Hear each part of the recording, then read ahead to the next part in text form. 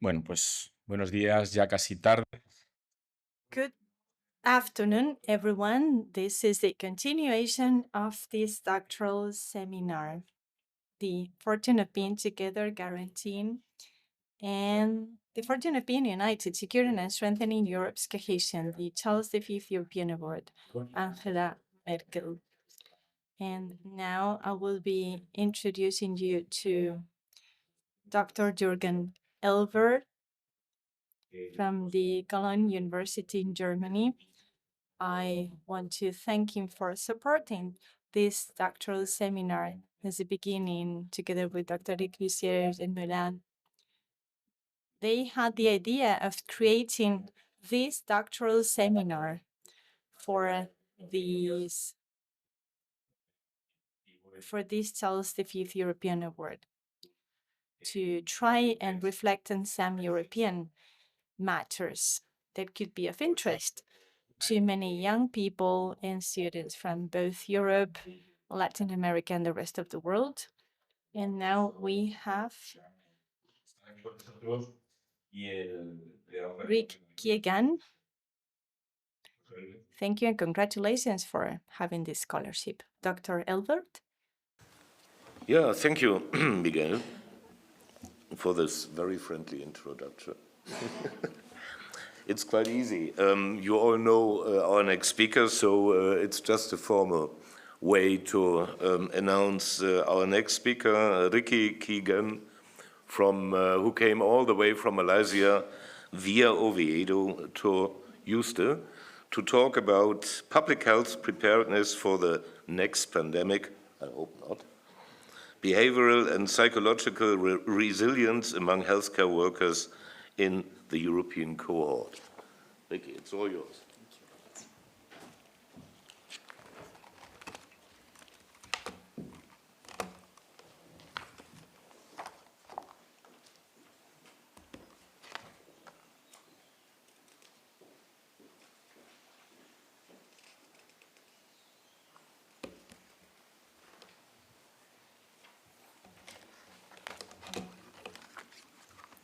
Testing. Good afternoon, everyone. Thank you, Professor ELVERT, for the introductions. And I'm extremely humbled and honored to be given this opportunity to present to all of you my doctoral thesis. I'm currently completed my second year PhD in Universidad de Oviedo with the supervisor, Professor Adonina Tardon and Professor Pedro Arcos. And our project is working on the European project Orchestra, which is connecting European cohort to increase common and effective response to COVID-19 pandemic. A little bit of disclosure, I have no conflicts of interest to declare, and this study has been received ethical approval from the Universidad de Oviedo Research Ethics in full accordance with the Helsinki Declaration, and this project was sponsored by the Horizon 2020.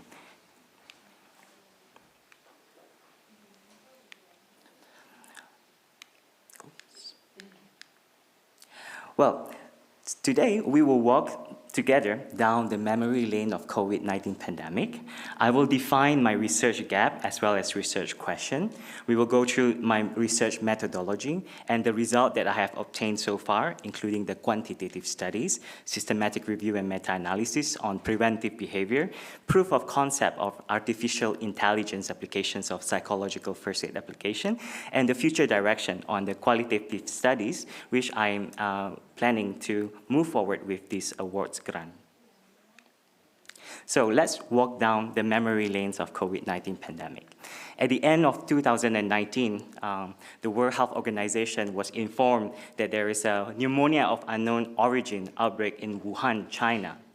And until January of 2020, this outbreak has been spread all over Asia. And February 21, 2020, COVID cases has increased within the European Union, notably in the northern part of Italy. And at the same time, March 11, World Health Organization has declared a global pandemic for COVID-19. Well, at that time, I was in the last year of my medical medical officer residency in emergency department in Malaysia. I am fully prepared with 5 years of medical studies and 4 years of training. Me and my colleague have high motivations of, to help the healthcare system to tackle the pandemic. I still remember vividly first time wearing the PPE, personal protective equipment. I feel like an astronaut. But little did I know that later on, we sweat in this PPE, soaked with our sweat and tears. As the case of COVID-19 increased, there's so much burden on the shoulder of healthcare workers. We've seen our patient dying. We've seen our colleagues infected with the disease, bringing this disease back to their families. We receive so much stigma from our communities and neighbors because they're afraid that we are the source of the infections to the community. But at that time, we have so little support from the mental health perspective. It's almost very limited, and with all those ongoing stigma. And it is not only my personal experience, but it is also a global phenomenon. As we look into the timelines of the COVID-19 response in EU, the first mention of the mental health was in May 19, 2020, when the EU youth members discussed about the impacts of COVID among young people. And in August 14, 2020, the research in CDC US found 41% of the responders reported with struggling of mental health, with 11% have the idea of suicide. And they found that essential workers, such as healthcare workers, were at higher risk. In October 24, 2020, Mental Health Coalition was established by World Health Organization with a renewed focus on mental health. It is a really good move, but personally, it is 10 months late. In February 23, 2021, World Health Organization Expert Group on Mental Health had their first meeting. And by that time, December of 21, EU has already approved for COVID-19 vaccination authorization.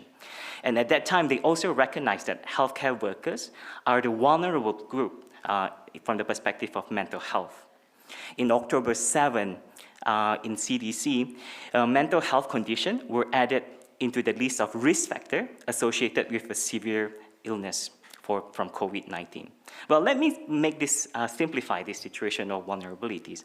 The healthcare workers, we working hand in hand with the COVID-19 patient, has higher risk to get exposed to COVID-19. And then it is now understood that healthcare workers are really vulnerable to the mental health condition.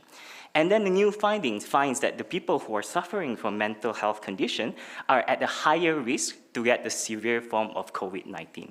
Did you see the severe, dire situation that the healthcare workers all around the world are facing? As for me, after complete my services, I continue my studies in Erasmus Mundus Master in Public Health and Disaster in Universidad de Oviedo in Spain, and later on in Karolinska Institute, where I started to explore more in the mental health perspective in public health. And I realized that there's a huge gap in this mental health preparedness, which motivate me to move on forward in my PhD research.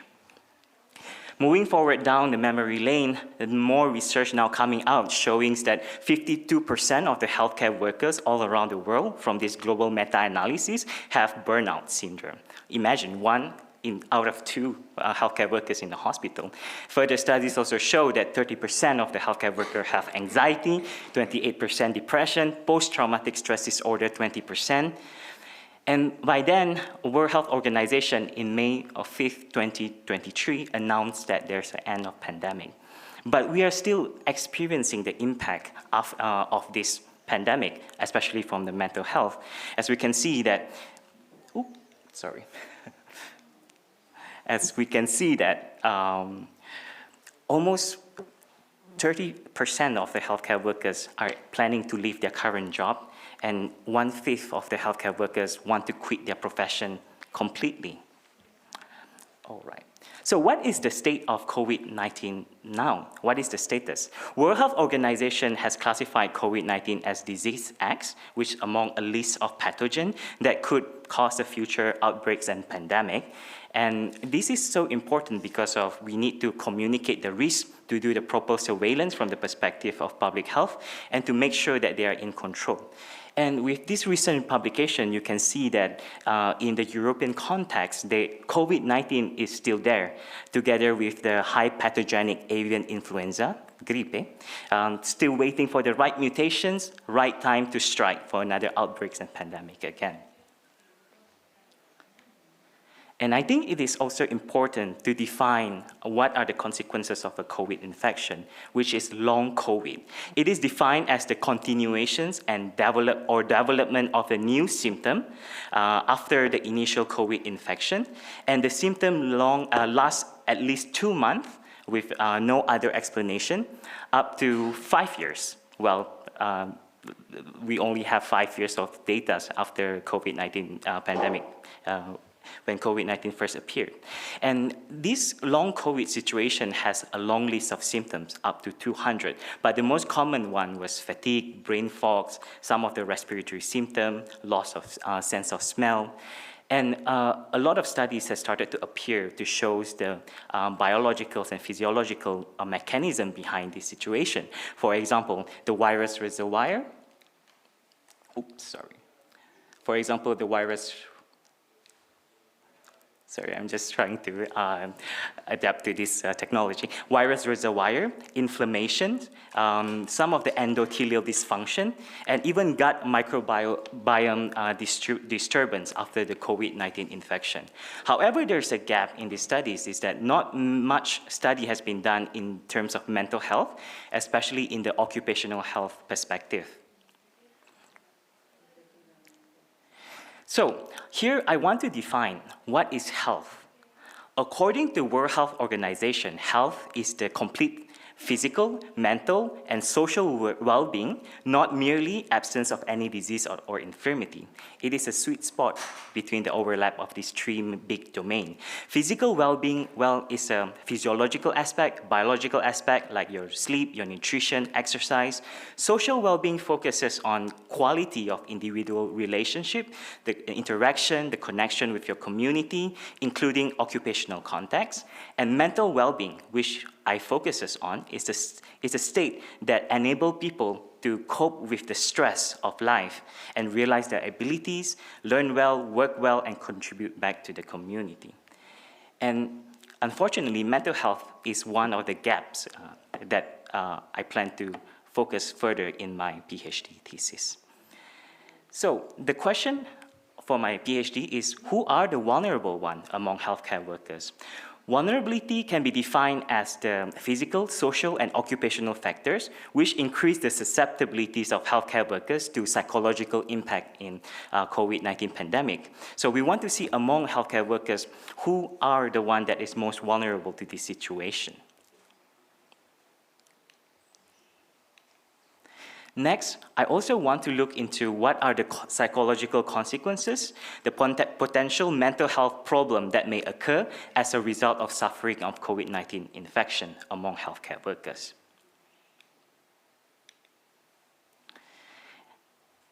And lastly, I also want to look into the mental health resilience and preventive behaviors among healthcare workers. What are the factors that leads to mental health resilience? Resilience can be defined as the abilities of the community to absorb, adapt, transform, and recover from an impact or hazard. We oftentimes use bamboo as a representation of resilience on how they are able to manage with all the stresses.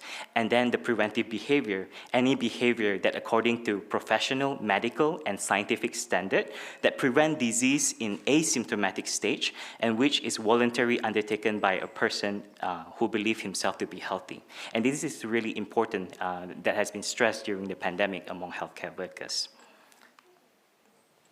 So the method that I have been using is literature review and meta-analysis by using the PRISMA guideline. For the quantitative studies, we have used longitudinal studies of healthcare workers cohort in Spain, Romania, and Slovakia. We also did cross-sectional survey using translated and validated psychometric questionnaire that we developed, as well as the available one. And the next step that in my doctoral thesis is the qualitative part, which I plan to use with the support of this award.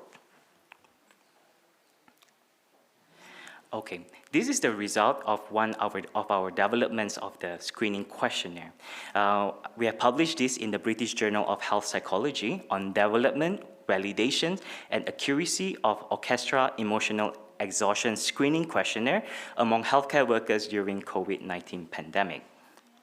So in this study, we do a comprehensive literature review to find out what are the common occupational psychological phenomena that has been seen among healthcare workers, and we try to develop the questionnaire. And we do the content validity among the experts in Romania, Spain, and Slovakia, and then we do a pilot study in Asturias to look for reliability, convergence, validity testing, and the most importantly, accuracy testing to see how this questionnaire can accurately screen the situation.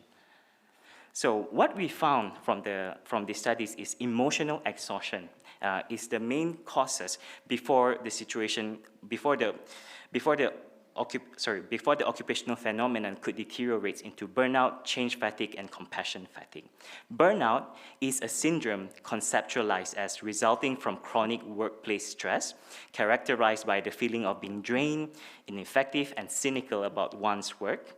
Change fatigue, the stress that is perceived by the employees of an organization in a constantly changing status, which we've seen a lot in the COVID time, the policy from the national, from the organization, from the unit, department. And then lastly, the compassion fatigue, which is commonly seen in healthcare workers who takes on the suffering of the patient who have experienced extreme stress or trauma. For example, a patient who appeared to you and then have a huge suffering and unfortunately passed away, but that suffering due to empathy and compassion stay within you, that you carry on the burden, that is the compassion fatigue. And we found that emotional exhaustion is the dimension that is first appear before all these severe conditions arise, and is defined as the form of feelings and sensation of being physically and mentally exhausted by psychological effort made at work. So from this, we developed a questionnaire which we used to screen among all the healthcare workers to capture this situation before it developed into more harder to treat psychological consequences as mentioned previously. And these questions were meant to be really brief, really short and easy to understand so that we did not disturb the healthcare workers with their busy schedule. Next, this part, the data has not yet been published, so please do not share or post. Next, with this screening questionnaire, we further into the longitudinal analysis to look for longitudinal changes of emotional exhaustion and its associated social occupational factor among European healthcare workers during and after the COVID-19 pandemic. And these studies include 711 healthcare workers from Romania and Slovakia, and it's measured at 2 times, during and post-pandemic. And interestingly, we found that female healthcare workers, younger the age, and those who work directly with the patient, especially physician, has higher risk or higher vulnerability of developing emotional exhaustion. And this study is really aligned with a lot of study has been done in different regions such as US, and our data shows the European conditions of emotional exhaustion vulnerability. Next, we also look into the psychological effects of long COVID, another part of intersection of the circle that I have shown you just now, of the healthcare workers, mediated by effort-reward imbalance. Effort-reward imbalance is a theory that is proposed by Sigris, 2016, a German medical sociologist, who have found that a situation where there's a perceived mismatch between the effort of an employee's expend and the reward they receive will lead to potential stress and negative health outcome. And we found that the effort that the healthcare workers in European context has given is really high. For example, long COVID-related strain They themselves, having dual identity, they themselves suffer as a patient themselves and have to taking care of other patients. High workload, time pressure, responsibilities and overtime, interruptions and disturbance during work. And they also perceive that they have received a really low reward in terms of insufficient support of long COVID situation. Well, this situation is not well understood until 2021. Inadequate salaries or benefits, lack of esteem, low promotional prospect, and low job insecurity. And it is a cross-sectional study done in June to September 2023 in 3 countries, in Spain, Romania, and Slovakia. And among these, 691 healthcare workers with a previous COVID infection, 24% of them reported having long COVID. And 41% of these healthcare workers have high emotional exhaustion, and 49% of them have PTSD, post-traumatic stress disorder, and 31% of them have medium to high level of burnout. And really interestingly, that the mediation analysis has shows that there's a significant total effect of long COVID on emotional exhaustion, burnout, and PTSD. In other words, yes, long COVID can lead to emotional exhaustion, burnout, post-traumatic stress disorder, but this situation can be also explained through effort-reward imbalance at work. This will give the evidence-based opportunity to the policymakers, especially in organizational level, to look into this effort-reward imbalance in order to improve the conditions of the workers. Next, we also look into the mindfulness practice on how it affects occupational burnout, mood profile among healthcare workers in Asturias after 5 waves of COVID-19 pandemic. Asturias is the northern part of Spain. So, mindfulness is defined as awareness of one's internal states and surrounding, and we use 5-facet mindfulness questionnaire that measure observing how healthcare workers are able to observe their environment, describing their environment, acting with awareness, and most importantly, non-reactivity and non-judging. For example, if a frustrated patient comes and throws insult to the workers, will they react immediately by giving a reaction, negative reaction back, and judging to have the ideas of the negative connotation immediately, or will they take a step back and then to consider, to assess the surrounding? And this comes in line with the theory of mindfulness to meaning, whereby mindfulness is proposed to have the broadened perspective from the perspective of attention and sensation. And with this, one step behind, they were able to have a positive reappraisal as well as positive emotion and eventually form a meaning to the situation.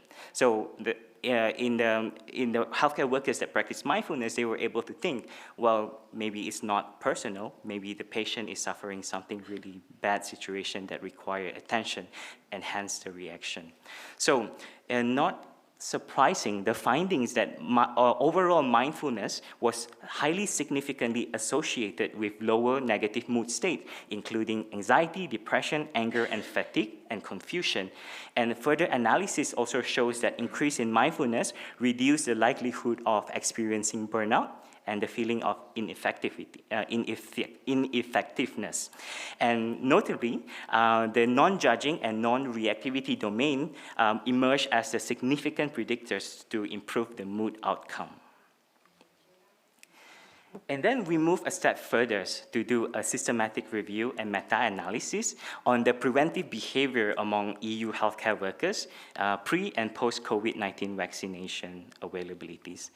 A total of 21 articles were included in this meta-analysis that include 33,000 healthcare workers in EU. Majority of the articles are coming from Spain, Italy, Greece, followed by Poland, Cyprus, Germany, Finland, and some have cross-European studies, countries such as Spain, Belgium, Greece, France, and Cyprus. And the findings are really interesting. The aim of these studies is to find which domains of the behavioral construct could lead to the adoption of the preventive measure practice, like wearing a glove, wearing a mask properly, taking a vaccination. And we found that knowledge have a positive prediction over preventive behavior, but positive attitude has twofold higher of positive predictors. So when we provide healthcare workers with up-to-date latest information, they will likely to have this preventive measure done. But if you enforce positive attitudes among the workers, for example, create a positive reinforcing environment, having the mentor support on how to correctly use the preventive behavior and measure, this behavior found to encourage the healthcare workers more to adopt the preventive measure. Next, the threat perception. If the healthcare workers have the perceived risk of the infection of COVID, and they perceive severity, if they get the infection, it will be severe, then they are 2 times more likely to have this preventive measure practice in their workplace. And we also find that this has to be done really carefully, because excessive threat perception will lead to fear, and fear will give the negative consequences again, like, for example, psychological consequences. And next, we also look at perceived benefit, which shows the largest effect for the adoption of preventive measure, tenfold.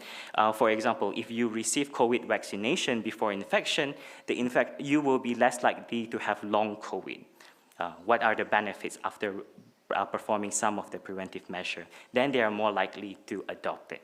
And then perceived barrier, for example, side effects of wearing glove, allergy, mask, eczema, and some of the misinformations that many of you guys are talking about have shown to have a negative impact on the preventive measures on the healthcare workers. And these findings is really interesting and important so that we can use the evidence-based scientific recommendations for the next pandemic preparedness guideline. Okay, so this is published, so you can share, of course. So we also look into the psychological first aid, proof of concept and comparative performance of ChatGPT, as well as Gemini in different disaster scenarios. As a public health disaster doctors, we know that mental health providers is a very limited resource. It is not only seen during the COVID-19 pandemic, but the recent conflicts in Ukraine, in Gaza, has shown that need assessment has shown that psychological first aid provider, mental health provider is always in the dire need. So we are looking into the possibilities of the AI to provide this psychological first aid. So psychological first aid is a method of providing initial support to individuals who are experiencing distress, particularly after the traumatic event or crisis. It is invented in the World War II. And it is a simple procedure of look, listen, and link. We train medical providers as well as the general public on how to provide psychological first aid to support people. And this is because there's a golden hour when someone faces trauma before they can develop into post-traumatic stress disorder, golden hours of 6 to 24 hours. So we have to have this psychological first aid to support them. And the aim of the study is to evaluate the performance of 2 AI chatbots, which is most commonly used.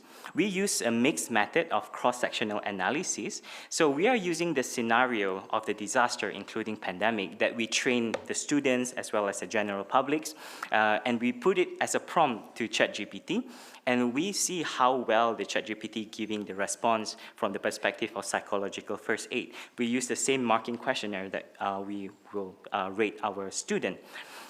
We do a quantitative analysis to see how well they answer, and qualitative analysis, including content analysis for AI hallucination and thematic analysis.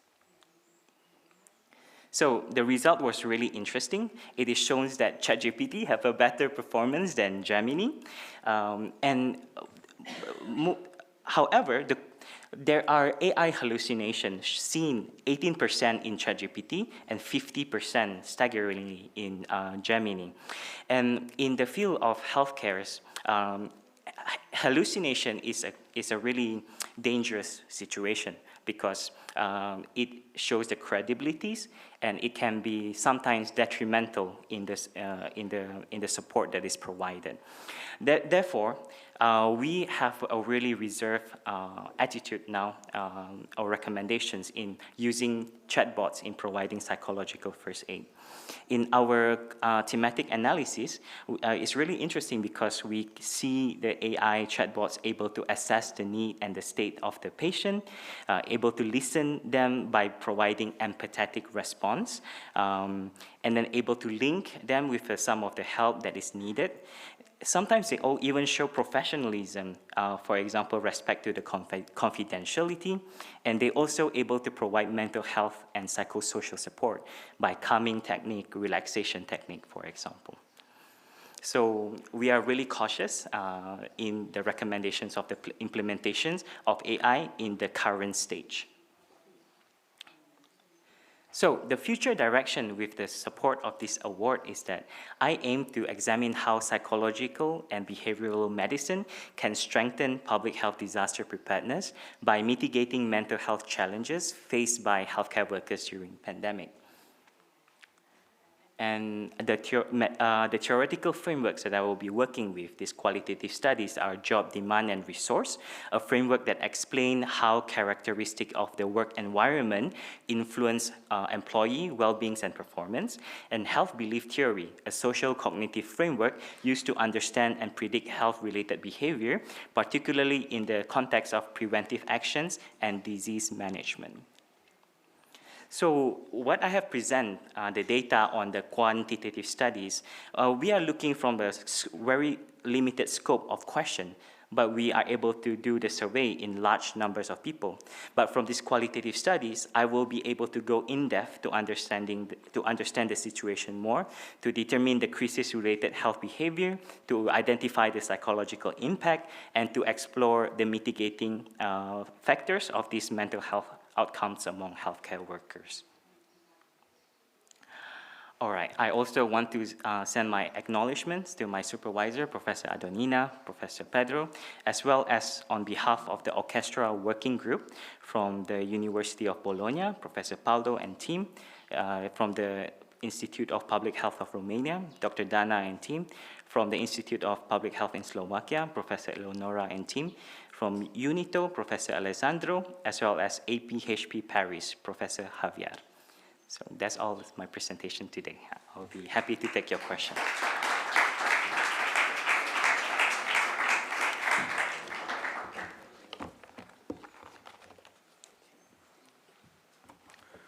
Thank you, Rick, for this presentation.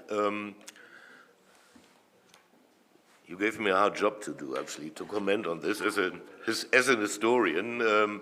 Enrique just mentioned, with regard to the other paper, we heard that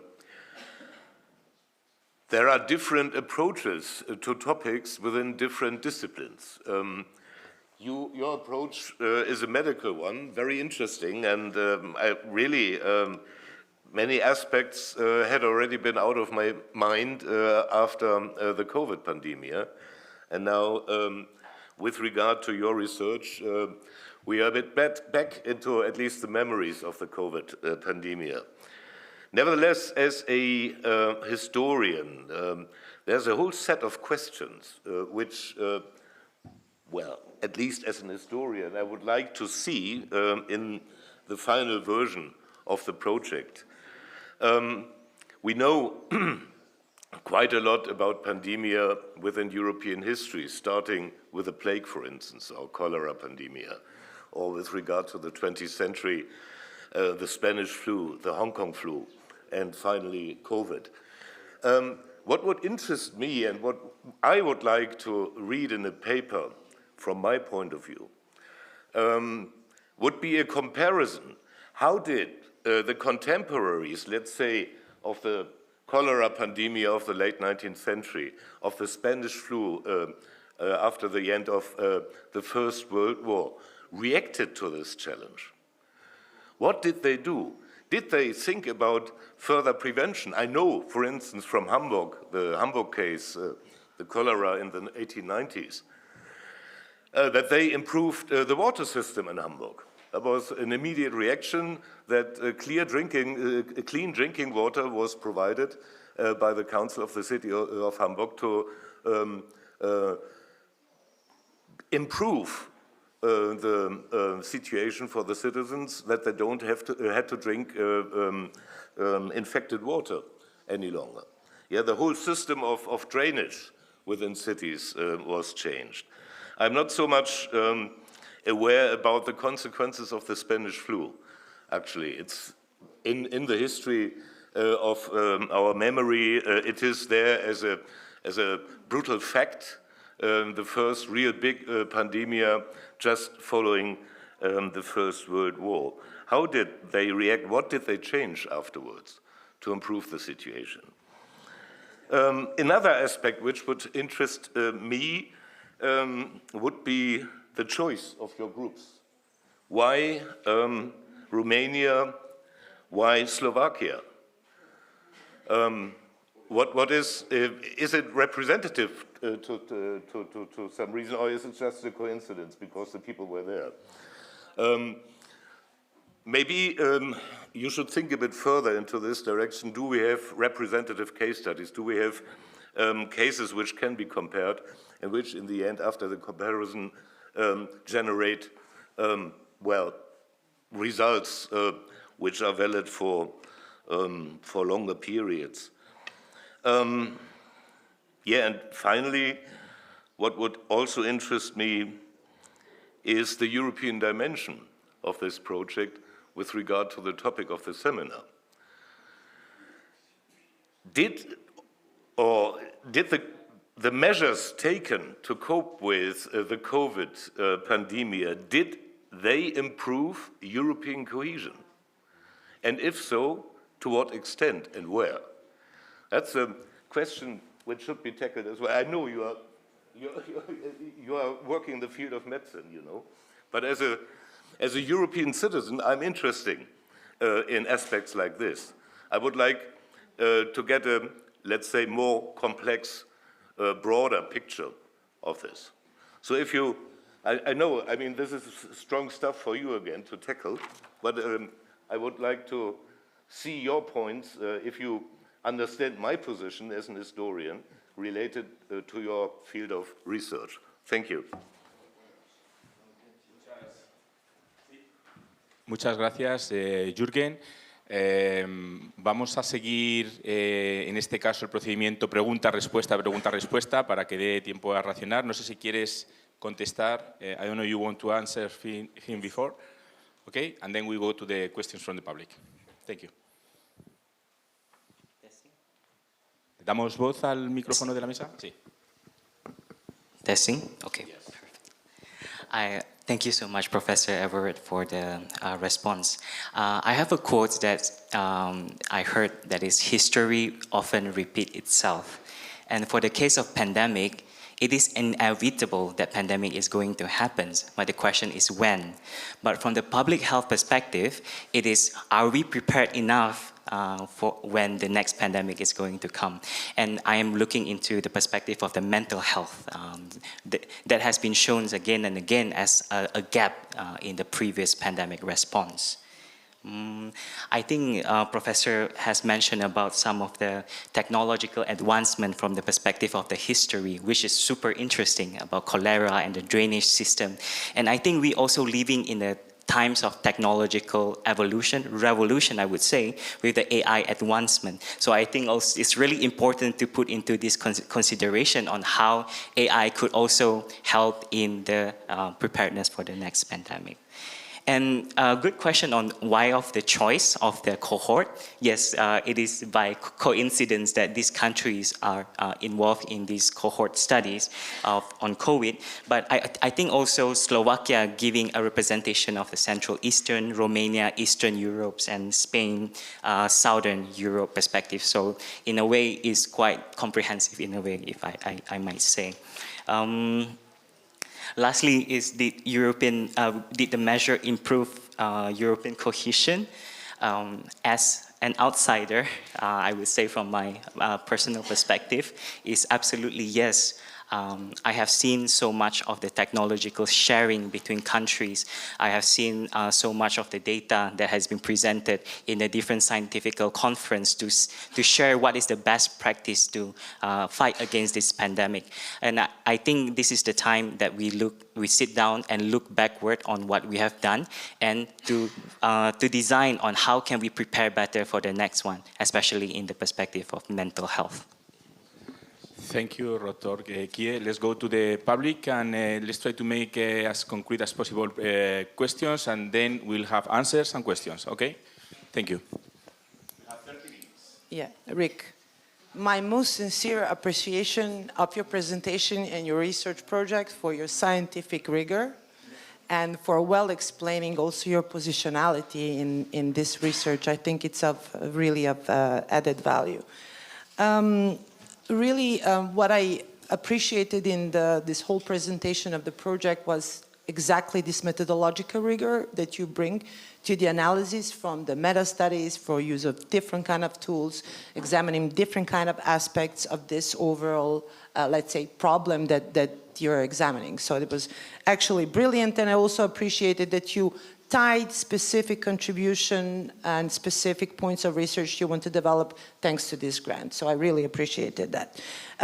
This being said, I mean, the research is very, very interesting, and what is maybe something to consider is the broader applicability of the findings.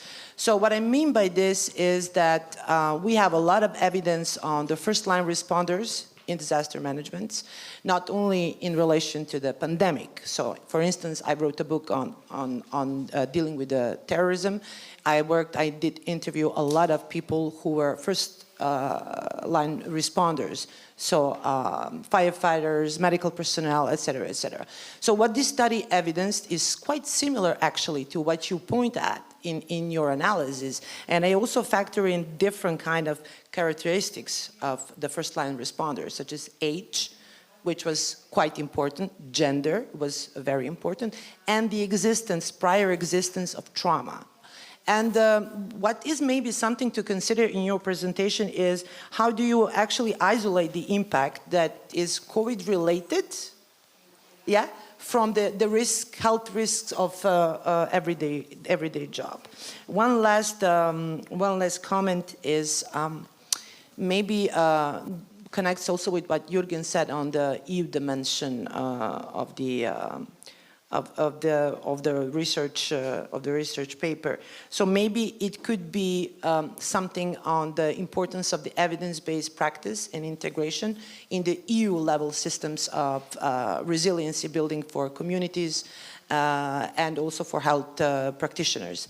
And this being said, also very, very, very quickly, when you examine the psychological impact and you speak about resilience of health practitioners, do you also factor in the use of rituals, which is, which is quite important, because during the pandemic that you brought up in Bergamo, I was teaching in the Cattolica in Milano.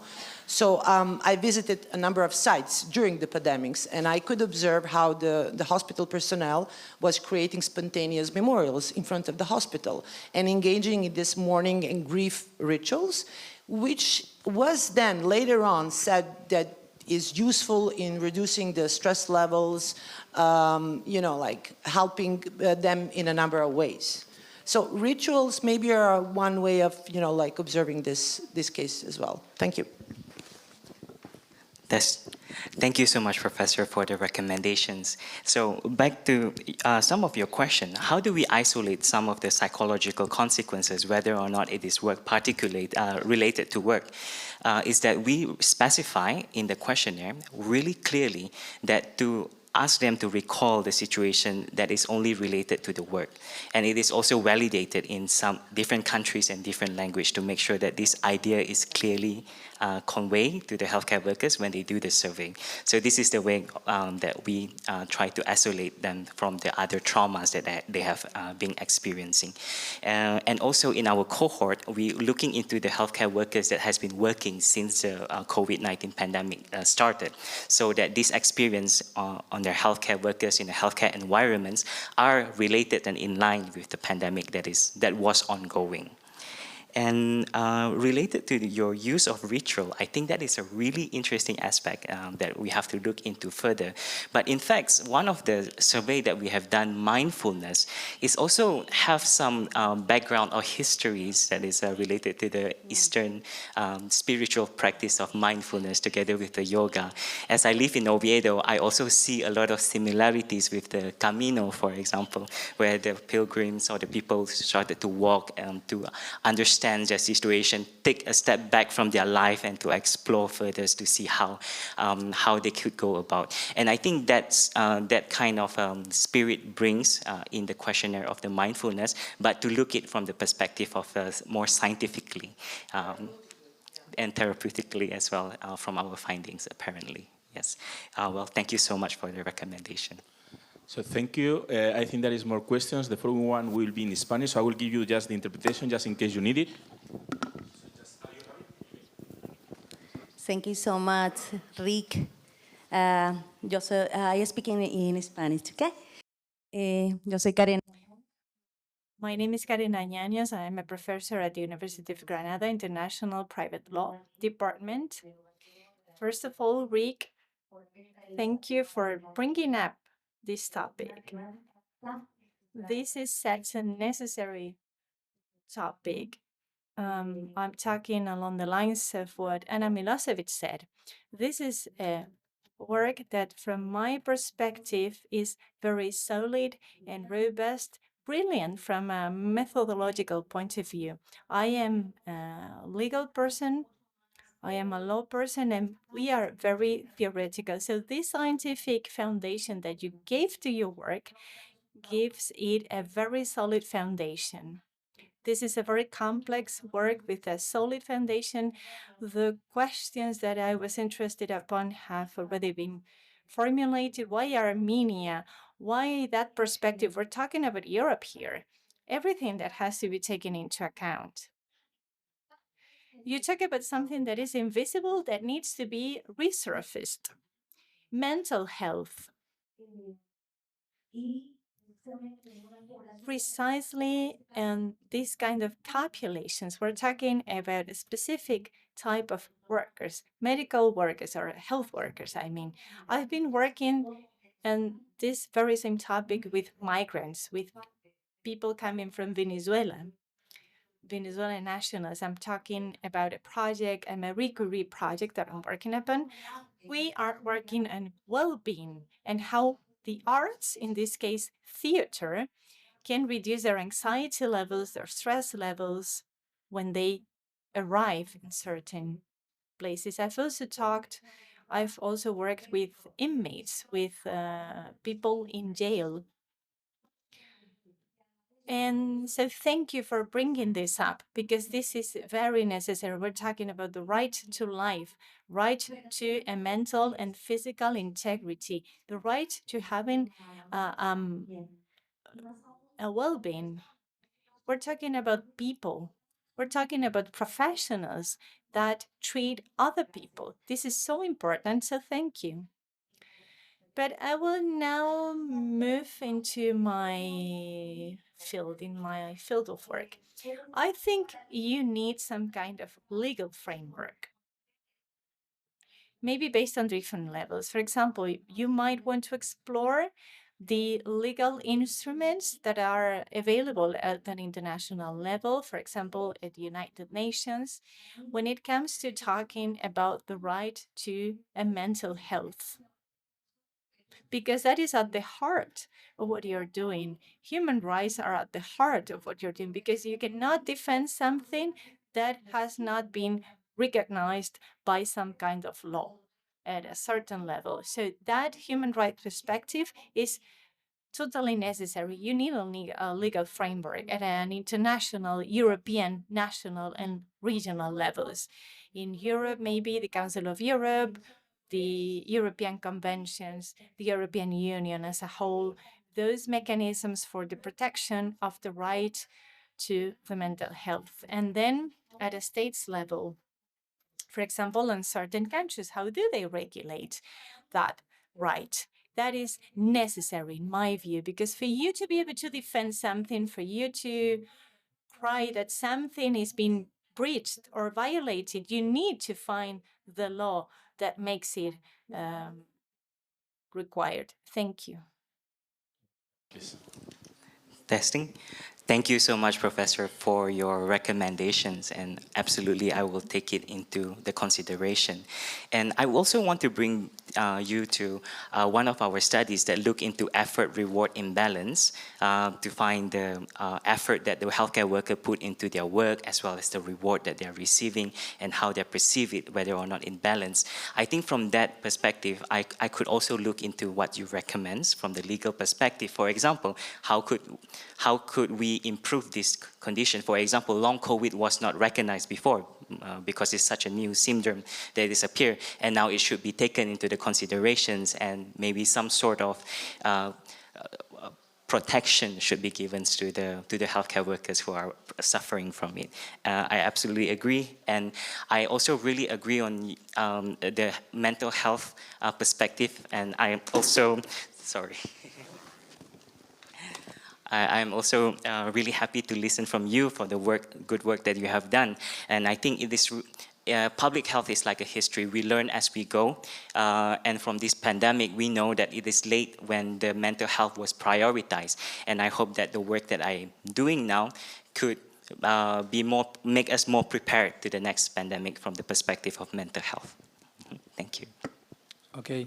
En español? In Spanish? Okay, right. So congratulations for your presentation that is out of the ordinary for this kind of audience. And so we as jurists or as politologists can anyway give you feedback or try and understand some elements further. So my question is whether you can consider a cultural dimension. I don't mean the arts, but medical culture.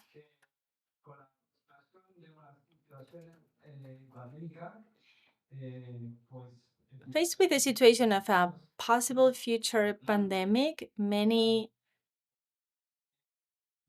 countries, many governments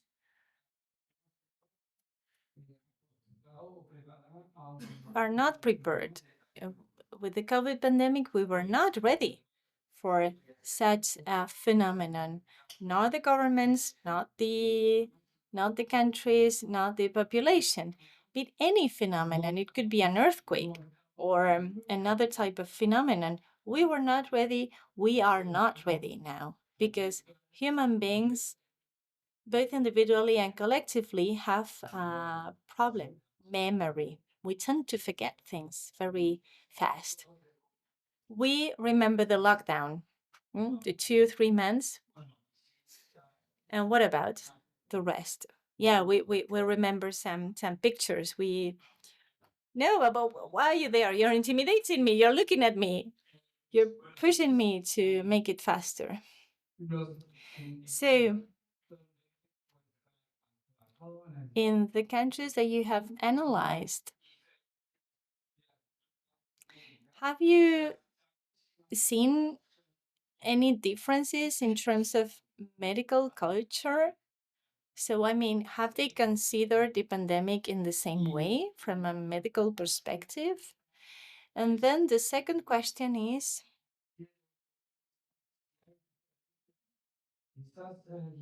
if you have noticed differences, did those differences translated into different standards, different medical protocols, not legal norms? medical standards or medical protocols. So my question, to summarize it, is how has the culture, the medical culture in the different countries shaped the medical protocols? For example, in the face of a potential future pandemic. Testing. Thank you, Professor, for your question.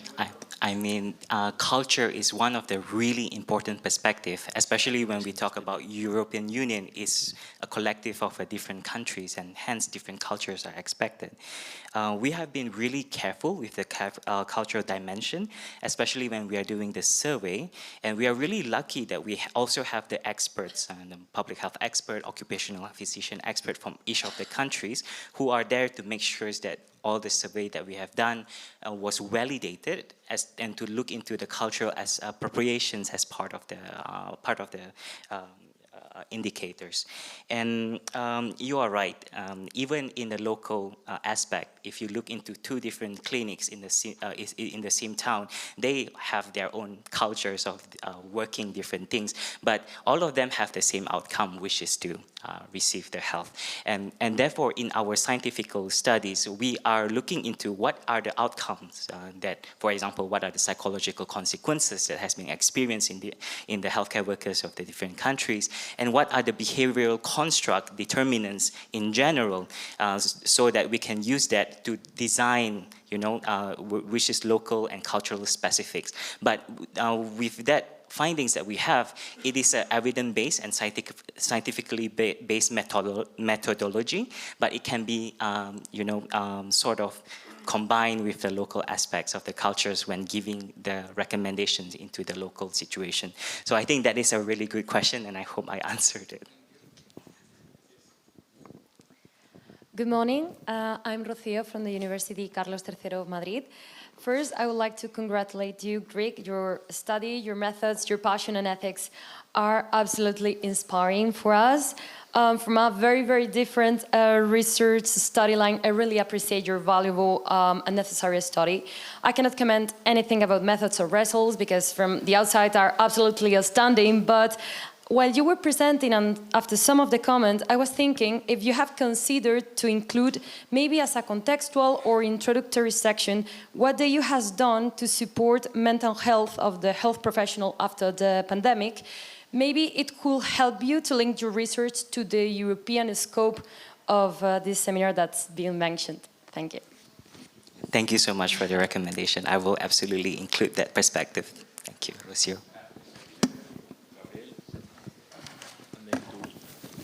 Hello. Hi, Rick. It's Gabriel here behind from Universidad Politécnica de Madrid. Okay. So thank you for your presentation. It's been very inspiring, as my colleague just mentioned. And I was wondering, as well, you know that my background is from architecture. So I was wondering if within the questionnaires you make to the users and to this people involved in the big healthcare system, if there's a way of identifying, is there any space for spatial dynamics within the mindfulness that you're trying to address? Because, for instance, I was trying to picture all of these dynamics, of the stress that you were commenting. Is it maybe related at some point to the spaces where these activities take place? So I was wondering, but this is just maybe for curiosity, not to open another scope within your already amazing research. But I was wondering if you think that there could be space, mental and physical space, to address how the spaces can help us in mindfulness, or maybe in the opposite way. But yeah, we can also discuss this in lunch. Oh, I mean, that is a really interesting perspective to take into consideration. But the fact that mindfulness is something that can be practiced, it can be found innately more in some people and less in some people. But it is also something that can be taught and something that can be practiced. It's something that means that it can be disseminated among the healthcare workers to reduce the impacts of the COVID. And space, yes, that is a really important thing because some people have a different way of, finding their peace of mind, to be mindful. Some people would like to have a space, personal space. Some people would like to share, which unfortunately during COVID is not available. But you have brought out a really interesting point of view to look further from the perspective of mindfulness. Thank you, Gabriel. Hi, here Ignacio Fornaris from the University of Bologna and CEU San Pablo of Madrid. Thank you so much for your inspiring presentation. I can only declare myself fan of you and your work. And I wanted to ask you whether you consider the mental health situation of the physicians prior to COVID pandemic. For instance, these last weeks we had in Spain nationwide protest, although this was overshadowed by all these political scandals. But basically they were asking for better conditions. They are suffering extended on-call duties, the sleep deprivation, and so on. So do you think that these long-standing issues has any impact on these mental health issues and crises? Thank you, Ignacio. I think that is an extremely good question. In fact, I look at this situation as a tip of a glacier. So before pandemic, we have already seen actually some of the complaints that there's a lack of healthcare workers personnel, there's a need of an improvement of the system, the equipment. But what pandemic does is that it provides enough stress to reveal the rest of the glacier. All the problem is now on the table, surface. And I think it is an ongoing sort of problems that need to be addressed, but pandemic sort of emphasize it in a way. And I also think that we need to capitalize these moments to tackle the problems to make sure that in the next pandemic it won't happen again. Yeah, good question. Thank you. Thank you very much. More comments from the public? We still have a few minutes left. Maybe I will give the floor to Professor Elvert if you want some final remarks before we are closing, also commenting on the comments from the college. Well, I think my impression also with regards to the questions asked here and to the comments is simply to encourage you to broaden the perspective a bit. Yeah, I mean, it's the methodology is spotless, no doubt, but if you want to create, let's say, an echo on your research beside the sheer healthcare sphere, the results should address a broader public, yeah? And this can be steered by additional information, by the involvement of other disciplines, outcomes of other disciplines into the project.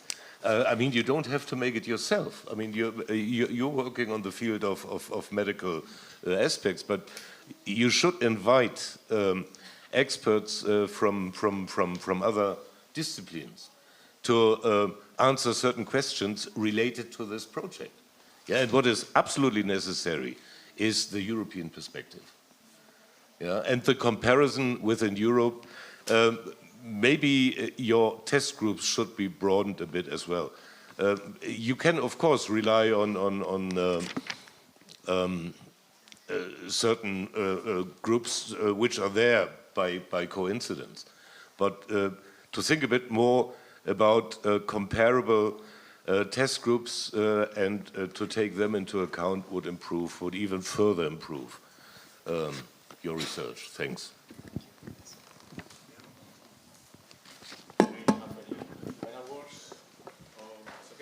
His last words? Not yet. Well, thank you so much, everyone, for your time and attention.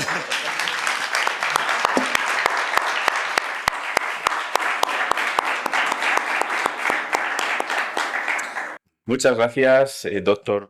Muchas gracias, doctor Kye. Muchas gracias al profesor Elvert por acompañarle. Thank you, Dr. Kye. Thank you, Professor Elvert, for your support in this work, and this support will continue after you